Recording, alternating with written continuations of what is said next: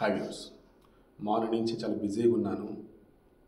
So video editing చేసే time కూడా లేదు, ఆకలి అవుతుంది. బట్ ముందైతే ఒక వీడియో చేసి పెట్టాలి. ఆ వీడియో చాలా ఇన్ఫర్మేటివ్ అయి ఉండాలి అండ్ బర్నింగ్ టాపిక్ అయి ఉండాలి. దెన్ బోర్గడ్ అనిల్.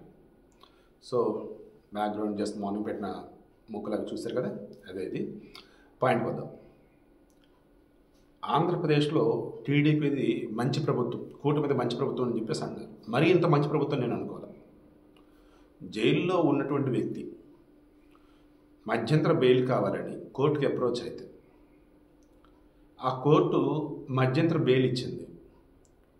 ఆ మధ్యంతర బెయిల్ కోసం ఇతను పెట్టినటువంటి ఆ దరఖాస్తులో పెట్టిన కొన్ని సర్టిఫికేట్లు ఏవైతే నిజమా అబద్ధమా క్రాస్ చెక్ చేశారా?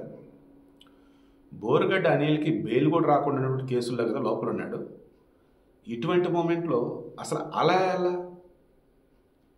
ఫిబ్రవరి 15 నుంచి ఫిబ్రవరి 28 వరకు మధ్యంతర బెయిల్ ఇచ్చారు. వాళ్ళ అమ్మ పద్మావతికి బాగాలేదు.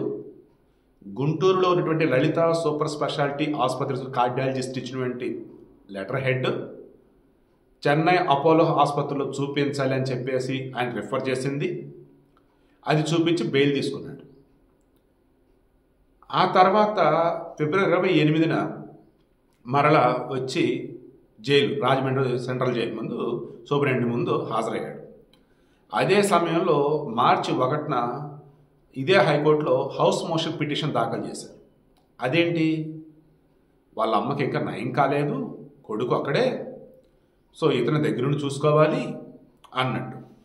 సబ్జెక్ట్ కరెక్షన్, కొడుకు అక్కడ ఎంతమంది నాకు తెలియదు, వాళ్ళు మెయిన్ మెన్షన్ చేసింది ఇతను ఉండాలి అని. అప్పుడు మేల్కొన్నారు ప్రభుత్వం తరఫున వాదించే లాయర్లు, పబ్లిక్ ప్రాసిక్యూటర్. ఇతని తల్లిగారికి హెల్త్ బాగలేదని సర్టిఫికేట్లు ప్రొవైడ్ చేశారు కదా, అవి నిజమో ఫేకో ఎవరికి తెలుసు? అండ్ ఇతను మధ్యంతర బెయిల్ మీద బయట ఉండటం ఏంటి, మరలా ఇప్పుడు వచ్చి దాన్ని ఎక్స్టెండ్ చేయమని అడగటం ఏంటి?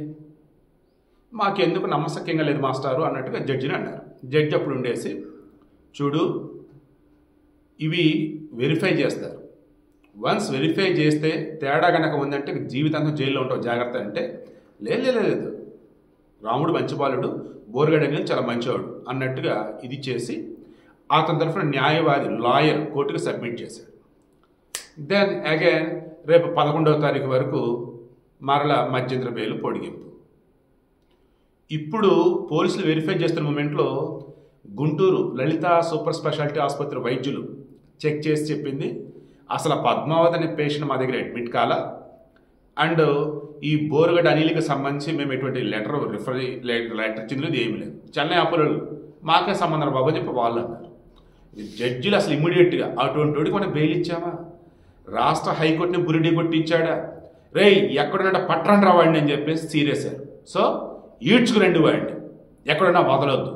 ఇప్పుడు వచ్చాడా, అతనంతట అతనే వచ్చి తప్పు అయిపోయింది అని చెప్పేసి అన్నాడా? సరే లేదు నాకు ఇవన్నీ తెలియదు, మా లాయర్ సబ్మిట్ చేసాడు అది ఇది అన్నాడా? ఏదైతే గ్యామ్లింగ్ సంథింగ్ దగ్గర ఏదోటి. ఇలా కాదు, అనుభవించు రాజా అంటూ ఏడాకాడ కనుక ఉన్నట్టయితే ఖచ్చితంగా ఇక జీవితాంతం జైల్లో. ఎందుకంటే రాష్ట్ర హైకోర్టుని మ్యానిపులేట్ చేసింది అండ్ పెట్టింది దొంగ సర్టిఫికేట్లు. ట్విస్ట్ చెప్పిన ఎక్కడున్నాడో అని చెప్పేసి ఫోన్ చేస్తే Borgadda Anil phone switch off and వాళ్ళ అమ్మ Padmavathi phone switch off. So video ఇంతే, క్లోజ్ చేస్తున్నాను. మీకు అర్థమైందా? ఆంధ్రప్రదేశ్ రాష్ట్రంలో ఉన్నటువంటి కొంతమంది ప్రభుత్వ అధికారులు కానీ ఇంకా రిమైనింగ్ గవర్నమెంట్లో భాగంగా ఉన్నటువంటి వాళ్ళు కానీ ఇప్పటికీ వైసీపీ తొత్తులుగా ఉన్నారు. దానివల్లే వైసీపీ వాళ్ళ ఆటలు సాగుతున్నాయి. కూటమి ప్రభుత్వం మరీ ఇంత మంచి ప్రభుత్వం అయితే ఎంత డెవలప్మెంట్ మీరు చేసుకుంటూ పోతున్నా, ఎంత సంక్షేమ పథకాలు ఇస్తూ పోతున్నా, ఈ బోరుగడ్డ అనిల్ లాంటి వాళ్ళు బయట కనిపించినా, బురిడి కొట్టించి బెయిల్ మీద బయటకు వచ్చినా చేతగాని ప్రభుత్వం ఇదే అని అంటారు. సో చంద్రబాబు గారు, పవన్ కళ్యాణ్ గారు ఒకసారి మీరు క్రాస్ చెక్ చేసుకోండి. మీ అధికారులకి, ప్రభుత్వ ఉద్యోగులకి ఏం చెప్తారో చెప్పండి. Borugadda Anil escape, great escape. దొరికాడా లోపలేసి కుమ్మటమే అండ్ బయటికే రాడు. అండ్ దొరకకుండా తప్పించి తిరుగుతున్నాడా, రేపు డేట్ అయిపోయాక వచ్చి ఏదో ఆయనకి ఇచ్చిన టైం వరకు ఎంజాయ్ చేసి అప్పుడు వాళ్ళ అమ్మతో పాటు వచ్చేసి ఇదిగో అమ్మకి ఆపరేషన్ చేయించా నిజమే, బట్ ఆసుపత్రి పేరు మార్పు, అది మార్పు, ఇది మార్పు అని చెప్పేసి చూపించాడా అంటే అప్పుడు మాట్లాడుతున్నాం.